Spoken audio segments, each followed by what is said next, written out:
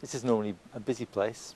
There's apartments, there's children, there's all sorts of things normally going on here. It's close to the city centre. Today it's deserted. A lot of the people who live here have left. They've gone away because of the earthquake. The few that are left are frightened, and many of them are alone. Some of them are elderly. And this is where the chaplaincy service comes in. And behind me now, in the building up there, a couple of the chaplains are talking to a gentleman who is here on his own, who is a bit afraid, a bit anxious about what's going on. And all over this block of flats, all over these apartments, there are people in that situation. And the chaplains are bringing them something that no one else can bring them. Yeah, it's a bit scary. Like, I just was talking to an elderly gentleman over there, and all of a sudden a nurse appeared at the door, and so he's obviously palliative care. Pretty scared, but you know, he's in his 90s. I suggested to him at one stage that he might like to go into a home because he's obviously very, very frail. But no, he's going to stay here for as long as he can get around, and I mean, he can hardly get around. No, good for him. How are you, my dear? Very well, nervous. Nervous? And frightened. Yeah, yeah. Terrified. These are council flats, are they? Yes. Yeah. We've been deployed down here for about 9 days to come back down and help people sort of work out a way of getting their life back together. Just being able to, we don't give answers, we're just trying to help empower them to get back into, you know, their life again, and maybe give them some spiritual guidance. If we have the opportunity to pray, we'd love to pray for them, and then sometimes just refer them to different agencies for help. Yeah, that's a bit of what we're doing. Did you manage to help that guy, or? I've put it through to our work. So it's going through the system? Yeah, it's going through the system. So we made a note, it's 1A or something, is it? The second day we saw, in at the command centre, we saw, it's like we were doing it in our own strength, and we saw God open up an opportunity for chaplains in New Zealand to be part of the organisations with Red Cross, with Salvation Army, and some of the other great teams who have done enormous work.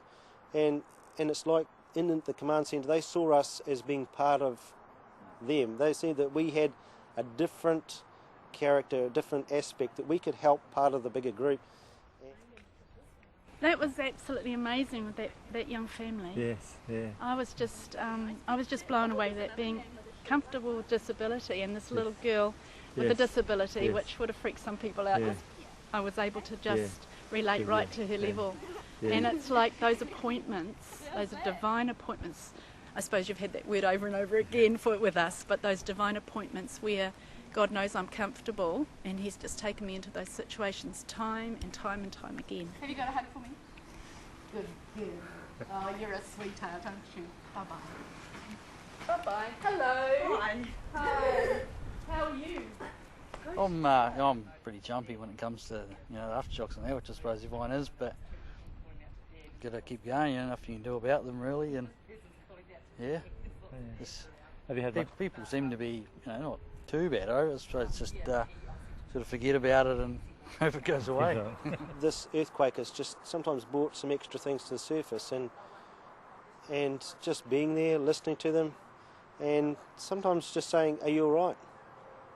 And that question sometimes brings things to the surface. It sort of makes them think, well, I am all right. Then you hear this word, but I'm not.